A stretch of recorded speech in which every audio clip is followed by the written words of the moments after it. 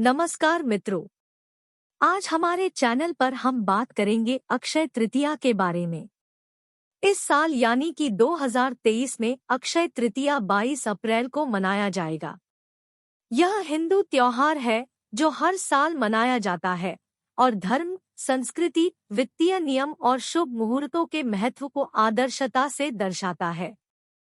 इस वीडियो में हम जानेंगे अक्षय तृतीया क्यों मनाई जाती है और उसके पीछे की क्या-क्या हिंदू और जैन मान्यताएं हैं। तो जानने के लिए हमारे साथ बने रहिए वीडियो के अंत तक। हिंदू मान्यताएं। कुछ लोग इसे भगवान श्री कृष्णा की लीला से जोड़ते हैं, तो कुछ भगवान विष्णु के जन्म से। धार्मिक मान्यता के अनुसार इस दिन विष्णु जी ने श्री परशुराम के रूप में धरती पर अवतार लिया था। परशुराम ऋषि जमदग्नि जो कि सप्तऋषि में से एक थे, उनके और रेणुका के पुत्र थे। माना जाता है कि परशुराम जी विष्णु भगवान के 6वें अवतार थे।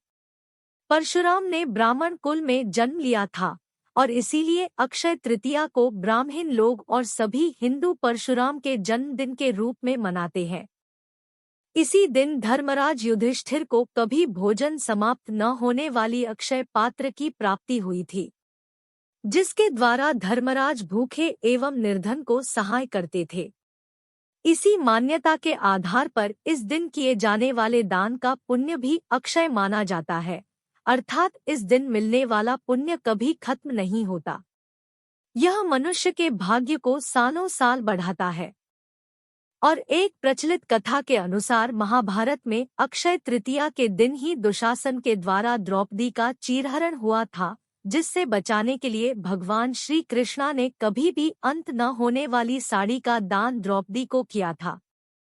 इसी तरह एक रसप्रद मान्यता के अनुसार अक्षय तृतीया के दिन ही निर्धन सुदामा अपने परम मित्र कृष्णा से मिले थे। निर्धन सुदामा के पास कृष्णा को अर्पित करने के लिए और कुछ भी नहीं था सिवाय की एक मुट्ठी चावल, और उसे भी वे भगवान के चरणों में अर्पित करने से बड़े हिचकिचा रहे थे। परंतु भगवान तो अंतर्यामी थे, वे सुदामा की निर्धनता को जानते थे, इसीलिए उन्होंने निर्धन सुदामा को निर्धन से धनवान बना दिया और उनकी झोपड़ी की जगह महल बना दिया और उसे सब सुविधाओं से संपन्न बना दिया। तब से अक्षय तृतीया पर किए गए दान का महत्व बढ़ गया। भारत के उड़ीसा में अक्षय तृतीया का दिन किसानों के लिए शुभ माना जाता है। इस दिन से ही यहाँ के किसान अपने खेत को जोतना शुरू करते हैं। इस दिन उड़ीसा के जगन्नाथपुरी से रथ यात्रा भी निकाली जाती है। अलग अलग प्रांत में इस दिन का अपना अलग ही महत्व है। बंगाल में इस दिन गणेश जी तथा लक्ष्मी जी का पूजन कर सभी व्यापारी द्वारा अपनी लेखा जोखा यानी कि ऑडिट बुक की किताब शुरू करने की प्रथा है। इसे यहाँ हलखाता कहते हैं। पंजाब में भी इस दिन का बहुत महत्व है। इस दिन को नए मौसम के आगाज का सूचक माना जाता है। इस अक्षय तृतीया के दिन जाट परिवार का पुरुष सदस्य ब्रह्मा मुहूर्त में अपने खेत की ओर जाते हैं। उस रास्ते में जितने अधिक जानवर एवं पक्षी मिलते हैं, उतना ही फसल तथा बरसात के लिए शुभ शगुन माना जाता है। भारत के दक्षिण प्रांत में कुछ अलग ही मान्यता है।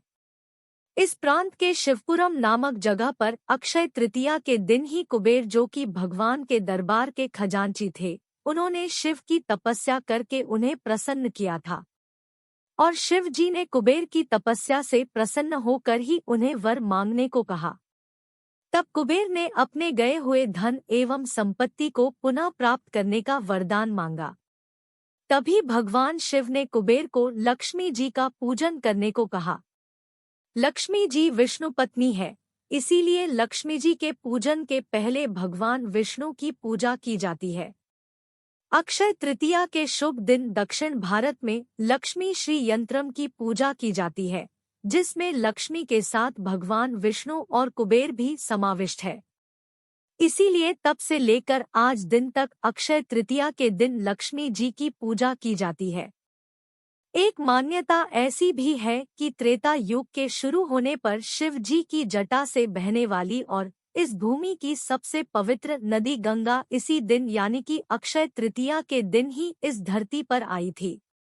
इसीलिए यह दिन हिंदुओं के पावन पर्व में शामिल है। राजा भगीरथ जी ने तपस्या से गंगा नदी को इस धरती पर लाए थे। कहा जाता है कि इस दिन गंगा नदी में डुबकी लगाने से मनुष्य के सारे पाप नष्ट हो जाते हैं। अक्षय तृतीया के दिन भोजन की देवी मां अन्नपूर्णा के जन्मदिन के हिसाब से भी मनाया जाता है। मां अन्नपूर्णा की पूजा करके उनसे अपने भंडार सदैव भरे रखने का वरदान मांगा जाता है। मां अन्नपूर्णा के पूजन से रसोई तथा भोजन में स्वाद बढ़ जाता है। तो ये थी अक्षय तृतीया से जुड़ी हुई हिंदू धर्म की मान्यताएं। आइए अब जानते हैं जैन धर्म से जुड़ी हुई कुछ मान्यताएं। हिंदुओं के अलावा जैन समुदाय में भी अक्षय तृतीया का विशेष महत्व है। जैन धर्म में यह दिन भगवान ऋषभदेव के साथ जुड़ा हुआ है, जो उनके 24 तीर्थंकरों में से एक है। केवल ऋषभदेव ही बाद में भगवान आदिनाथ के रूप में जाने गए। ऋषभदेव जैन मुनि थे।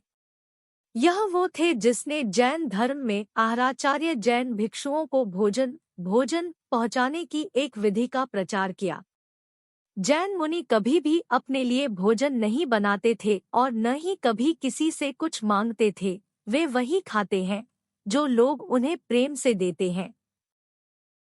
इस दिन को लेकर और एक रोचक कथा जैन समुदाय में है। भगवान ऋषभदेव अपने 101 पुत्रों अपना सारा राजपाट को बांटकर संसार की सभी मोहमाया को त्याग कर वे 6 महीने तक बिना भोजन और पानी की तपस्या की। उसके बाद वे भोजन की आवश्यकता में ध्यान से बाहर बैठ गए। यह जैनी संत आहार की प्रतीक्षा करने लगे। लोगों ने ऋषभदेव को राजा समझकर उन्हें सोना, चांदी, हीरे, जवाहरात, हाथी, घोड़े, कपड़े और कुछ ने तो अपने राजा को खुश करने के लिए अपनी पुत्री तक दान में दे दी। परंतु ऋषभदेव को यह सब नहीं चाहिए था। वे तो सिर्फ भोजन के एक कौर की चाह में थे। इसलिए ऋषभदेव फिर से 1 साल की तपस्या के लिए चले गए और उन्हें साल भर तक उपवास रखना पड़ा। फिर 1 साल बाद राजा श्रेयांश हुए, जिन्होंने अपने पूर्व भाव स्मरण, पिछले जन्म के विचार जानने की शक्ति से ऋषभदेव के मन की बात समझी और उनका उपवास तुड़वा कर उन्हें गन्ने का रस पिलाया। यह दिन अक्षय तृतीया का दिन था।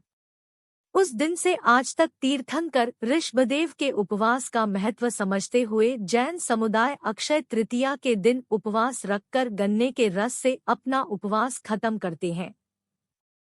इस प्रथा को पारणा कहते हैं। तो मित्रों, कैसी लगी अक्षय तृतीया से जुड़ी हुई मान्यताएं? कमेंट करके हमें जरूर बताइए। और अगर आपको जानकारी अच्छी लगी हो तो अपने दोस्तों और परिवार के साथ शेयर करना ना भूलें। इसके साथ ये वीडियो समाप्त करते हैं और जल्द ही मिलते हैं ऐसी ही नई रोचक जानकारी के साथ।